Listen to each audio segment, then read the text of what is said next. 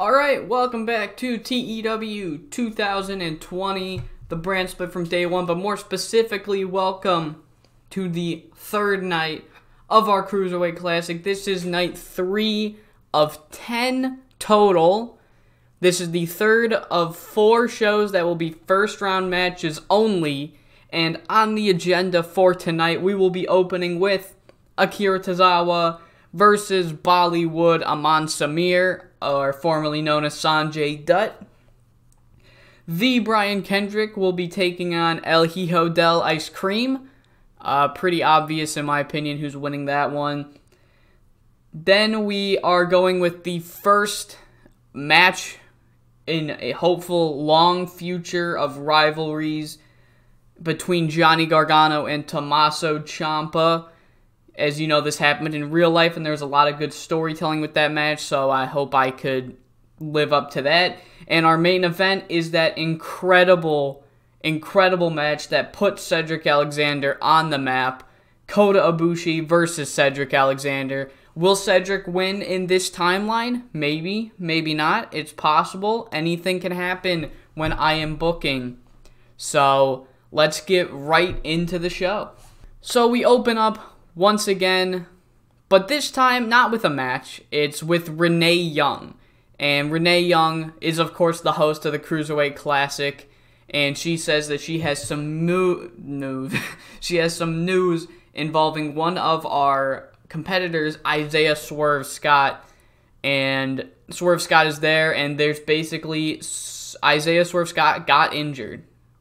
And I don't exactly remember what the injury was, but he doesn't wrestle tonight. He has his first match next week. So we'll update you next week whether or not Scott needs to be replaced with someone. But as of right now, he's not able to wrestle, and I'm not sure if he will for next week. But I do have a replacement ready in case he does. So this is actually the fucking second time that Swerve has been injured since I've signed him. First injury, he couldn't even be an angle, so we never got to recap the gimmick changes. But now with this injury, he is going to be able to be on angles. So, fan favorite gimmick, rating of very good, and it's very marketable. If he gets injured again, I might have to release him. If you're going to be injured this often, just unlucky, I guess. But we do open with Akira Tozawa versus Bollywood Amaan Samir in a 39 rated match. The fans hated the ending to this match. Ooh. So basically, it's a very competitive match for 10 minutes. However, Amaan Samir illegally used the ropes for leverage to defeat Akira Tozawa. There was no way Amaan would have won this match without that, so really cheating a win to advance in the Cruiserweight Classic. Following that, we have Brian Kendrick taking on Hijo del Ice Cream, and that is not good. Like I said, this is a performance brand, so the product is much more friendly to performances and not popularity.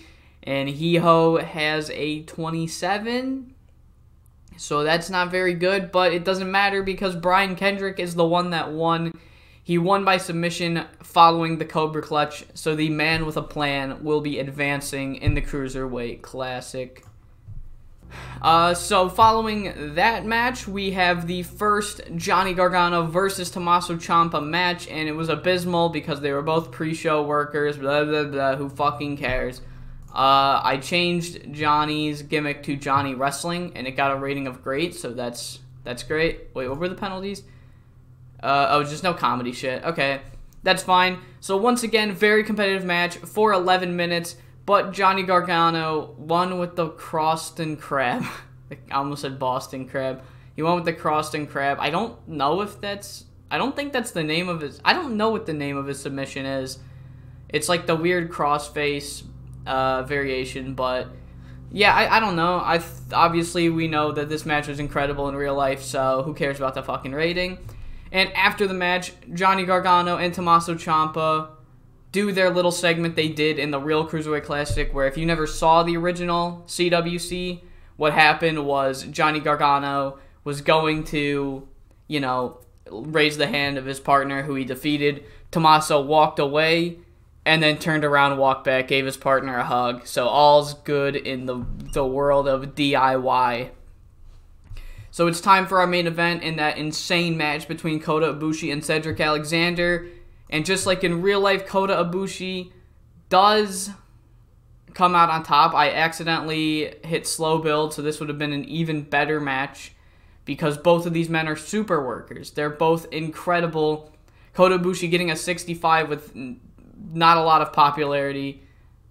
I thought that the popularity wouldn't have this much of an effect, but I guess even in a total performance base, you still need to be over 2 to get the good shits. So, or maybe it was, let's see what the dirt sheet says.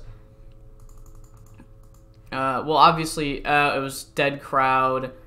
They were both holding back. Alright. So that's why. I guess they were holding back because it's not a pay-per-view and it's also a B show. So, there we go.